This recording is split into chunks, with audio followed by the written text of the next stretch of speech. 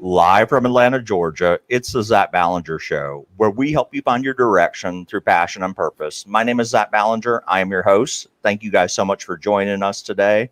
We've got a very special guest. Two ways you can interact with the show. Zach at zachballinger.com. Email me those questions. We'll make sure to get those to our guests as shows populate. Also, we're streaming live via YouTube. Subscribe to the YouTube link. You can interact with the show live.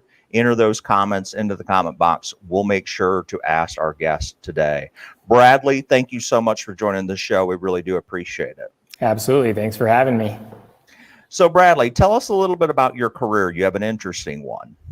Yeah, so I started my career in management consulting. I was at a boutique agency in the DC area. I was there for about 2 years and then joined Uber in 2014, before Uber was this household name that we have today. I was managing 9 markets for the rides business with Uber based in the DC office. Moved out to Miami after 2 years and launched Uber Eats in Miami and then Milan in Italy. And then moved out to San Francisco with the Uber Freight team, actually launched that business and then managed our carrier operations team for about 2 years there. I left Uber at the end of 2018, went out on my own, started freelance consulting, mostly working with seed and Series A companies, helping them launch and scale their marketplaces, given my Uber Eats and Uber Freight experience specifically.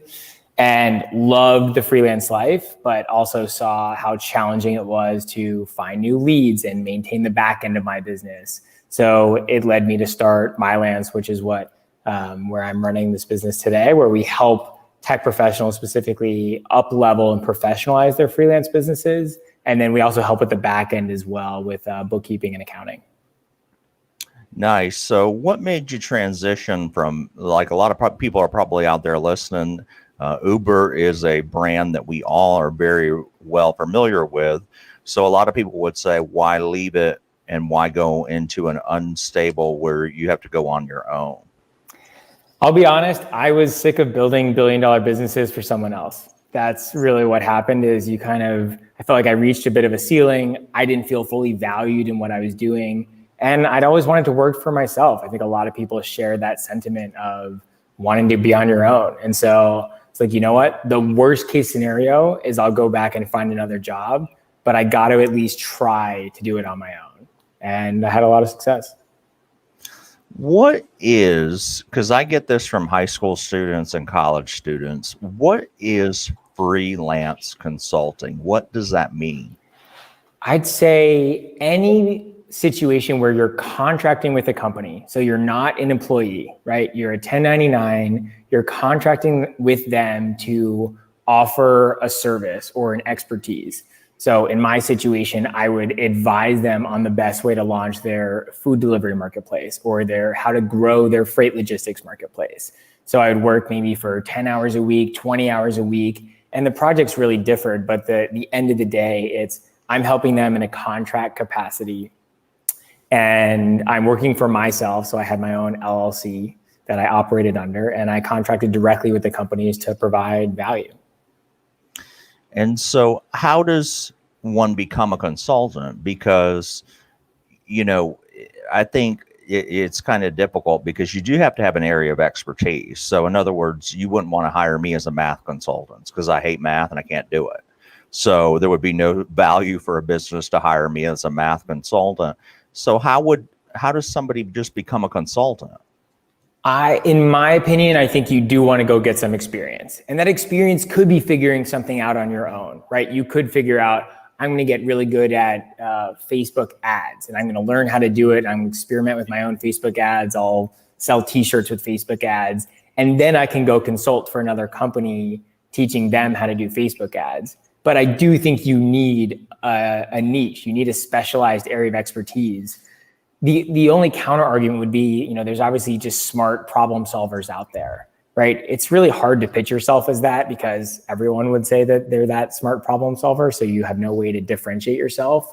But if you can get in the door with someone maybe in your network or someone that you know, and then build an expertise as a consultant at a company, you could kind of refine your niche from there. But I would say go get some experience and then go consult after that. Yeah, I think it's important that we're having this discussion today because, a part of my work is encouraging people to find a career they love, or if they're stuck in a career that they don't like, to have a, 2, 3, 4, 5 year exit strategy. So maybe they're in a line of work that they don't like particularly right now, or they don't like their company, they don't like their boss. And maybe they do like a particular function, like say they like accounting, or say they like the financial aspect of it. Maybe hone in on those skills right now, make yourself the expert, and see how you can translate that to give advice to a company to make more revenue. Because that's the key, isn't it? I mean, nobody's going to want to hire you a consultant if they don't see some type of ROI. Yeah, I mean, it's spot on, right? And it's not, I get asked a lot, how many years experience do I need to be able to consult? And I don't think it's about years of experience. It's about the specific experience and the accomplishments you've had, right? So when I started pitching myself and getting better at pitching myself, I worked at Uber for almost 5 years, but I pretty much nailed it down to 3 things that I did there, right? I launched Uber Eats in Miami and then Milan, and I launched Uber Freight and ran that team for a few years. And even if I didn't run the team for a few years, it would have been those launches would have been enough credibility to get in the door with a seed stage company that needs to scale their marketplace, and I could help them out. So it wasn't that I was there for 5 years. I almost throw away the first 2 years of my experience because it's really not that differentiated. You have a neat educational background. What can you walk us through your educational credentials? Yeah, I went to Duke undergrad and studied mechanical engineering there. I didn't use that at all. It was probably halfway through my undergraduate degree that I realized I didn't want to be an engineer. And the main reason was engineers, professional engineers, they work on one part of the plane, right? And I was like, I want to build the plane. That sounds really cool. But engineers don't do that, right? And so I have a short attention span. I love being involved in various different things. But I also learned that this engineering degree would help get me a job. And that's the end of the day why I stuck with it through the end. So graduated with a degree, and it was right. I was able to get a few different job offers graduating from Duke, and jumped into a consulting firm where the projects were short. A lot of consulting firms, you work on a project for 9 months and then move on. These were like 6-week projects. So I got to bounce around different industries and different clients really quickly, learned a lot. And then when I saw a good opportunity come up at Uber, I was able to jump ship and had a pretty good foundation under me, I'd say. Part of the great show of the format of this show is that it can lead me into things that you say where I hear a lot from students and millennials. And I want to hone in on something that you said because I get it all the time. And this is where I intervene and offer some advice. So you mentioned when you were at Duke, you were in mechanical engineering. What year did you realize that's something you didn't want to do? What year? I mean, as far as sophomore, junior, senior. Yeah, probably towards the end of sophomore year. I'd say 2 years in, I realized, about 2 years. And then why did you decide to get your degree instead of changing your major? And I'm going somewhere with this. There's 2 parts to it. One is what I mentioned is I knew if I graduated with a degree in engineering, it just held a lot of weight out there, right? It just does. And the other part is I don't like going super deep into one thing. So if I switched over to physics or chemistry or one of the hard sciences that we had to take in engineering, I was going to have to take 10 courses in one field. And frankly, I didn't want to go that deep. I'd rather be more well-rounded as an individual. And the mechanical engineering degree specifically affords that. So this is the reason I asked that. I had a student the other day who was a junior in engineering school, says that this is not something I want to do. Do I change my major and start over again? And I said, well, it depends on what your specific goal is. My advice would be to finish your 4-year degree, because most people out there are not working with their 4-year degree in the field they have. And if they are, it's very rare, and things you're doing in school changes over from the industry. And second of all, you may not have your passion really nailed down in college. You may think you have an idea of it, but why not go ahead and finish your degree and then start it in the marketplace?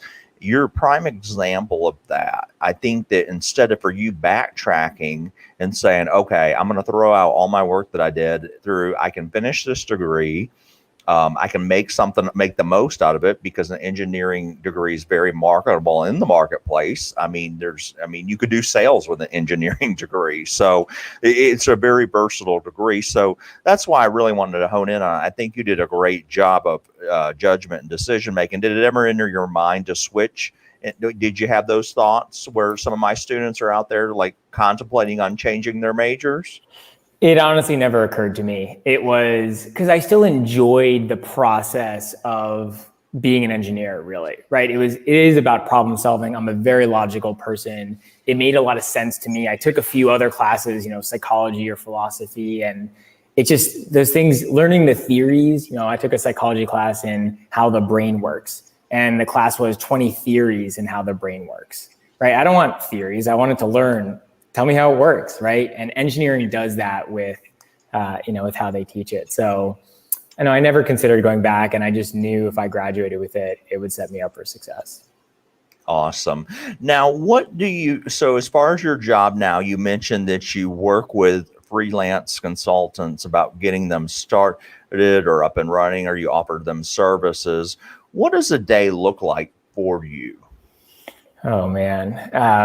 There's so many parts to running a business, this, I'm sure. And it's for people that aren't, you have your internal things going on. You have to manage your team and basic legal, accounting, just getting the foundation of your business in a healthy spot. And then it's setting up specific funnels. For example, I'm working a lot on the marketing side right now. So how do we acquire customers when someone comes to our website? So I will sit down tangibly and think through the customer journey and write out what are the steps they go through and what emails do they need to receive and what does it look like from a customer perspective. And then it's a lot of meetings, and my meetings are with potential customers. My meetings are with investors. My meetings are internally with our team. My meetings with other entrepreneurs that are in maybe the similar space that I can learn from. We're interviewing people for the team. So it's a lot. Now, if somebody's out there and they may be a millennial and they think they've got a particular set of skills, sound like the movie Taken, but they have a particular set of skills that they believe that could be valuable to a company. Is that what your business, can you help them, or is that somebody else? Yeah, that's exactly who we help. So it's someone with a decent set of experience or skill set, and they're really good in that area, right? Whether it's marketing or software engineering or sales. And at the end of the day, they don't know how to position themselves, like kind of package that experience so that they can go to that Series A company and say, hey, hire me for 25 hours a week. So we help them with packaging that experience, setting your rate, negotiating good deals, scoping a project, the legal contracts. And a big part that people don't really talk about as much is the imposter syndrome of, I feel like I have these good skills, but can I really do it? Do I really have the confidence to go to this company and ask for $200 an hour? And we really help give you that confidence so that you can do it. Imagine a part of it is what they call the pitch. So if you ever watched the Shark Tank, you'd be very familiar with that. But it's basically what you're going to tell the company in a short amount of time, why they should hire you, what value you bring, and what set of skills differentiate you from everybody else. So do you work with them on their pitches as well? So yes, but we actually think about it on the flip side, really, where if I get on the call with you, Zach, and I'm trying to get hired at your company, I'll give a quick intro that validates me, right? We work on that validation, really 2 or 3 sentences max. But then what we do is we have you ask great questions about your company in my area of expertise. And that actually does 2 things. One, it continues to validate me because I'm asking great questions. You're like, oh, this guy knows what he's talking about. But 2, I'm learning all about your company. So when I need to send over a proposal to say, hey, Zach, we should work together in the following ways, you're like, oh, he gets it. He understands our company problems. He knows where he can add value. Like, this is perfectly aligned. Let's hire him. So we actually have them do a lot more listening and a lot less pitching. It's pretty awesome. I think if people out there will let you share your links in a minute, but certainly for people that are interested in the consulting realm, I think your service would be really well paired with what they're doing. I'm actually so glad that we connected and got you on the show because, like I said, I do have a lot of people even asking me, what does consulting even mean? So I think people are trying to figure this out. A big way that I try to explain it is almost like if a lot of people are familiar with the Fiverr service where there's digital marketing where you can buy things off there for your marketing. And it's almost where they're running their own digital marketing service. But this is more like offering a specific company this amount, and then you get paid on a contract. So it's pretty cool. Bradley, what did you dream about being career-wise when you were in second, third, fourth, or fifth grade? Obviously, I hope it's not consulting. Please say no. I don't know what consulting was back then. But what was your dream career? Yeah, I wanted to be a hockey player.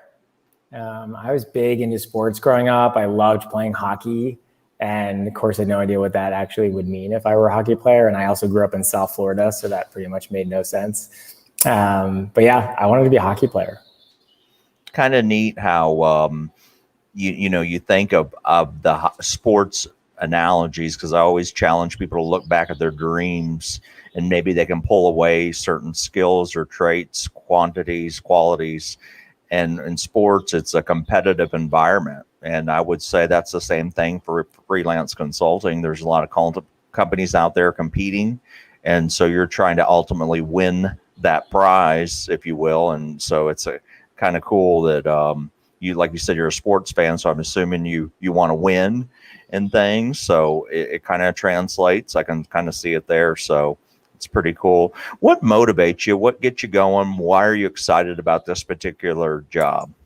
Yeah, I genuinely thrive off of helping people. And I found this when I was early at Uber. A lot of my job was frankly answering driver emails. And, people would say, oh, that's such a horrible job. And we hated it. We would, have driver email parties to get through them all. But for me, it was really therapeutic in a way because, Uber gets a bad rap, but we helped so many people live a flexible, fulfilling life by being able to drive on their own terms. And maybe it was a single mom or a disabled vet. So I really saw how much I loved helping people then. And when I started freelance consulting, I had some friends and colleagues reach out about, hey, how are you doing this? I was working 25 hours a week. I was making 20 grand a month. It was really great. And I started helping them. And I said, hey, I'll help you. I'll help you with your pitch. I'll help you set your rate. I'll help you find clients. And one thing led to another. And that's, I've always wanted to be an entrepreneur and found a business, but I didn't want to just have any good business idea and just build a big company based on an opportunity. It had to be something I really cared about, right? Because we only get so many opportunities in our lives to build something. So, so that's why I picked this. It's really to help people live that flexible life where they can, spend more time with their family or pursue that passion of theirs or start that side business they've always wanted to. I mean, consulting helped me start Mylance, right? I was able to fund my life and fund a business through my consulting work, which is pretty amazing. So if I can help other people do that too, then, it's amazing for me. That's pretty awesome. Thanks for sharing that. So where can people find your services? So let's say they're out there, they maybe want to follow your journey either on social media or they would want to get directly connected with you. How do they do that? Two ways. Follow me on LinkedIn. That's really where I post the most, a few times a week about experiences I've had consulting or really about Mylance. I share a lot of what we're learning as a startup founder on LinkedIn. So Bradley Jacobs on LinkedIn. And then come to our website and sign up for our newsletter. So the website is mylance.co. And you can sign up for our newsletter. If you're interested, you can apply for the bootcamp or apply for our community as well. But we're keeping up to date, obviously, our newsletter customers on what's going on, all things Mylance. It's awesome. Let's answer some of these questions that have popped in the comment box and that have come in on email. It says, do consultants focus on multiple areas? I think I'm good at different areas in my skill set, or do they hone in on one particular skill? I mean, they do everything. I would highly recommend honing in on a particular skill, right? Because if I go to you and say, oh, I'm an SEO consultant or I'm a marketing consultant, you're going to be like, I have no idea what you can actually do. And there's about 10 million people out there that are also marketing consultants, right? But if you go to someone and say, I really increase your e-commerce business ROI 1,000% through Facebook targeting and Google ads, then I know what you do and whether you're a good fit for my business or not. So I would say go super niche. You can't go too niche, frankly. You'll differentiate yourself. You'll be in the top of your specific niche, and you'll get a much higher rate than just saying, oh, I'm a marketing consultant. Thank you. And the next question comes in. It says, can you share a success story, one of the best that you've had since you founded your company, on someone that was hesitant to go out on their own to be a consultant that you turned around and now they're successful in consulting? Yeah, one of our first customers came to us. He got laid off at Uber and wasn't really sure what he wanted to do. He was actually an SEO consultant. And I got him into the June bootcamp, June of last year. And he was just really, he was really talented. But again, he was an SEO consultant. Like, how do you differentiate yourself from the 10,000 people on Upwork or Fiverr? And so we worked with him really how to hone his niche and present himself as a really enterprise SEO consultant. And he ended up going out there and finding Spotify actually as a client. And it was one of those success stories where he's so thankful for us and I'm so thankful for him. You know, he posts us about us on LinkedIn and on his channels about his experience with Mylance and how helpful we were. And he's really made it work. He's incredibly happy with what he's doing now and gets to work for the largest music streaming service in the world. So pretty amazing. The next question comes in. How do you determine how much to charge somebody hourly for consulting? It's kind of confusing because I don't know how much my service is worth to them. So we have a rate calculator that we use for our bootcamp customers, and we're essentially, you know, I could go through it, but essentially you're looking at what would be a good full-time salary that you'd want, right? Not just something that would be average, it's something that would be really great. Divide that by the number of hours essentially that you'd work. So you can just put in 40, make it simple, per week, and then add on a buffer. So we add on 40% at Mylance. I mean, as a consultant, you have health insurance, you have extra taxes, you have probably a bookkeeper, all that kind of stuff. So add on 40%. Also, they're not paying you benefits, so it'll be cheaper for them anyway. And that'll come out with an hourly rate. And it's kind of a loaded question that I could go on for a while of how much to charge, but get to something that you feel comfortable with is really what I tell people. Like, make sure it passes the sniff test for you. And if you go in with a certain number and they say yes immediately, you didn't ask for high enough. Like, you're trying to get to that no. And I know it may feel uncomfortable, but you're really trying to get to that no. And they're not going to laugh you out of the room. They'll just say no, like no matter what you come back with. And if they say no, you did a good job, and then let them counter next is the biggest thing I'd say. I like the calculator too. It gives some people where to start. You know, a lot of people don't even know where to begin, but I think you also have to look at it, and you're obviously the expert on this. I'm just thinking out loud, but you have to also take in consideration what a business brings in as far as their net profit. You know, if a business is bringing in $40,000 a year for net profit and they're lawn care business, then if you're consulting in horticulture, you're not going to be charging them $500 an hour because obviously they only make $40,000 a year. So it has to be kind of commensurate with, I'm sure, of how large the company is, first of all, and how much money they're currently making. And then probably, and like I said, I'm the expert, so you can tell me when I'm wrong, but like also you want to get them to the certain point of profit making. So if you're a horticulture expert, you want to grow a lawn care business and you're like, well, I can grow you 5%. It's not really worth it for them to pick you as a consultant. Is that kind of, I know it's a simplified answer, but. Yeah, I mean, at the end of the day, you have to, of course, take into account their situation. And we work a lot with funded companies, right? So if I go into a company before they've gotten any fundraising and it's the same kind of situation, ask for $500 an hour, it's not even close, right? So yeah, always ask, like, do you have a budget for this, or ask about their funding or profit situation. And if you really need to, you can always align your performance with their performance. So in that case, maybe I can grow the business 20%, I can add another $10,000 a month to their revenue. Give me 15% of that since I helped you get there, right? You could do something like that on top. I wouldn't do that as the only comp, but you can add that on top. Yeah, I think for even if you look at in my area, about a lot of people ask about professional speaking or motivational speaking. They said the first question is how much do you charge, Zach? And you always ask the question is what your budget is and what you can offer to people. And so, like you said, if it's a nonprofit organization where people are raising money for children's cancer awareness, obviously they're going to have a tiny budget probably. So Right. you got to keep that in mind. And then how philanthropy works if you want to provide a different service. Or, let's say Charles Schwab comes to me and says, hey, I'd like you to speak at our sales meeting. Well, obviously, you can do some simple Googling to realize those speakers are making a prime profit for them coming in. So you would obviously wouldn't charge $500 for the whole thing. So you want to make sure. Plus, I think that, Bradley, that kind of stands out too, is if you're the expert, and like I said, you got this big company and you're like, the speaking event, and you're like, well, I only charge $200. Or like, okay, then he or she must not be that great then. So I think we kind of align in as far as the speaking world as well. Go ahead. Okay. Do you have anything to?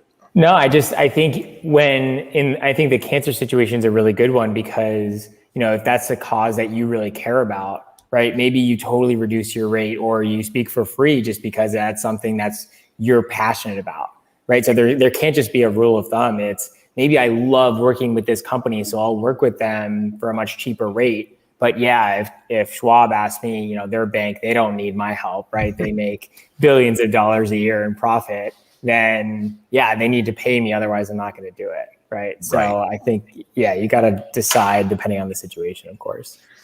Well, Bradley, this has been great. My audience has learned a lot. I've wanted someone like you to come on for a long time just because we get the consultants, freelances, people want to go on their own to do business. I think your interview was very informative. I think a lot of people will really love it.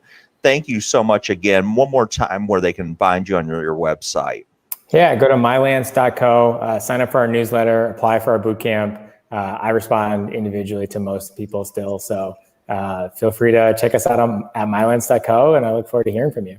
Thanks, Bradley. Have a great day. We really appreciate you. You got it. You